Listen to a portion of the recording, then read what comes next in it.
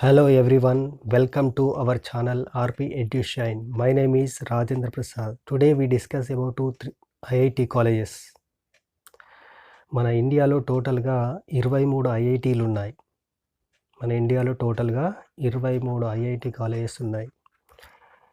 First one IIT Madras, second one Delhi, Bombay, Kanpur, Kharagpur, Roorkee, Guwahati, Hyderabad, Varanasi, Dhanbad, Indore, Mandi, Ropar, Gandhinagar, Jodhpur, Patna, Bhubaneswar, Tirupati, Palakkad, Goa, Jammu, Dharwad, బిలై.